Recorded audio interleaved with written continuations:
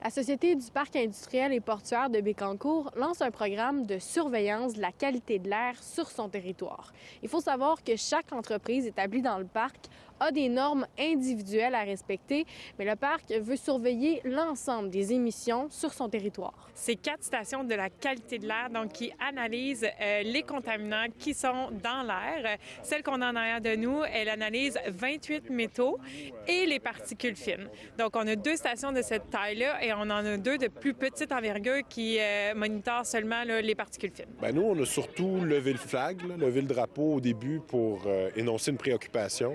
Tous les industriels étaient responsables de leurs propres mesures de qualité de l'air, mais personne n'était responsable des impacts cumulatifs ou de l'analyse en temps réel de l'ensemble des impacts des industriels sur la qualité de l'air, mais aussi pour tout ce qui est qualité de l'eau, qualité des sols, matières résiduelles, etc.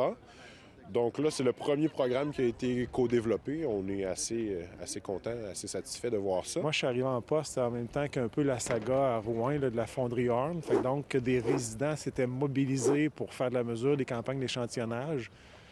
Je me suis dit, il me semble qu'il y aurait moyen, nous, ici, parce que ça pourrait nous arriver. Fait que je me suis dit, garde, on devrait faire preuve de proactivité. Il n'y a pas d'obligation réglementaire qui est venue soutenir ce projet-là. C'est vraiment une initiative de la société et des entreprises du parc dans un objectif d'acceptabilité sociale. Donc, que le citoyen ait accès à la donnée. Après une année de mesure, probablement, là, ça va être à peu près un cycle de 12 mois qu'on a collecté de la donnée. Bien, ce qu'on veut, c'est que la firme externe qu'on engage produise un rapport. Mais on veut que ce rapport-là soit accessible au public, mais accessible et compréhensible pour le public. Est-ce que c'est un projet qui est très coûteux?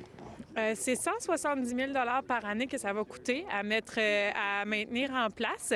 Puis c'est une des raisons aussi pourquoi on a décidé de faire embarquer les entreprises. Donc, on a 15 entreprises dans le parc industriel qui financent cette initiative-là. C'est un premier pas avec l'air. Est-ce qu'on va devoir quand même s'attaquer à tous les autres effets? Nous, on veut s'attaquer rapidement à la qualité de l'eau.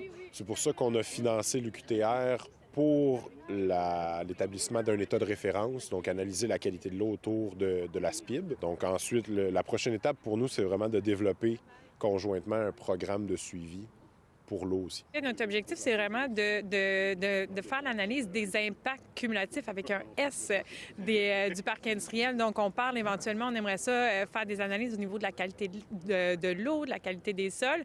On a commencé par la qualité de l'air parce que c'était la principale inquiétude des citoyens. Il faudra attendre quelques mois avant d'avoir les premières données. À Bécancour, Frédéric Bacon pour Nouveau Info.